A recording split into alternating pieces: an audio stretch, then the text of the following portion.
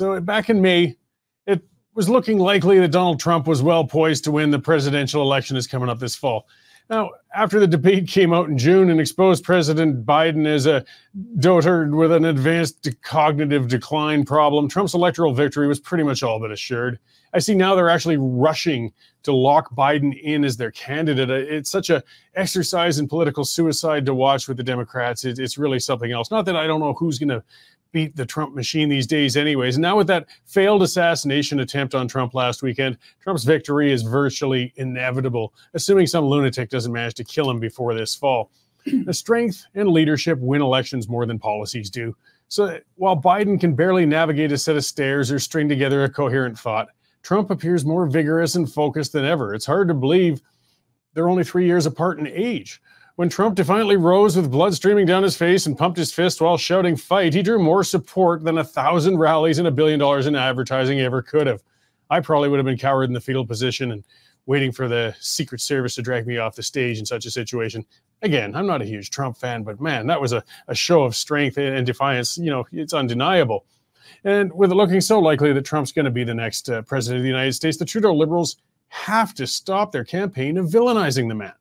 I mean, Trudeau's been trying to present himself as the person who can prevent Canada or protect Canada from the evil machinations of a Trump administration. And the Liberals just can't stop themselves from pejoratively accusing Canadian Conservatives of being Trump-like. Using Trump as a foil to campaign against, others within Canada is irresponsible, and it's going to cost Canadians dearly if and when Trump becomes the next president. I mean, Trump already had little use for Justin Trudeau, as most of us don't. And if the Trudeau government continues to antagonize Trump, we can rest assured Trump's going to retaliate. Canadians, when he takes power, they're going to get it. He has a long memory, thin skin, and he holds grudges.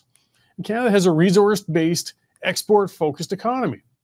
Now, thanks to nearly a decade of Trudeau's inept fiscal management, and his support of mass immigration and his obsession with shutting in Canada's resource sectors, the cost of living in Canada has skyrocketed, while the personal wealth of Canadians has been in steady decline. Now, the United States is by far Canada's largest trading partner, as they purchase over 64% of our exports. Canada's economy would be rocked even by small tariffs imposed by the USA, and Trudeau's campaign of insulting Trump is inviting those kinds of policies. I mean, protectionism always sells well during campaigns in the United States. The Democrats and the Republicans both use it as a policy plank in every election. Trudeau's actions are only going to add personal satisfaction to Trump when he vindictively punishes Canadian businesses upon becoming president. And don't think for a second he won't do it. In business, a business owner doesn't have to like every customer. A wise business owner, though, they won't express their dislike to their top customer. They shut up. They know when it's best to shut up.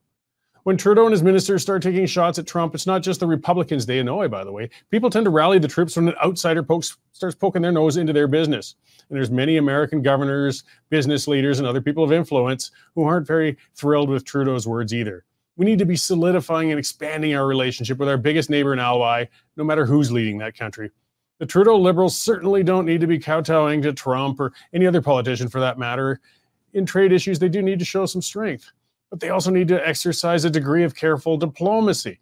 During the next 4 volatile months of campaigning in the USA, the wisest thing the Canadian government can do is just to shut the hell up about it. Trudeau won't have an influence on the outcome of the American election, but he sure as hell will be setting the tone for Canada's relationship with the next administration. And so far, that tone isn't good. Nuance, diplomacy, wisdom, and economic sense are all concepts that have eluded Justin Trudeau so far. That's why the Liberals are facing an almost certain electoral obliteration when they finally allow Canadians to vote. It's a lot to ask and expect of the Trudeau Liberals, but if they could just lay off the attacks against Trump, it would do us all a favor on both sides of the border. God knows Trudeau has enough to deal with at home. Maybe he should try doing that for a change.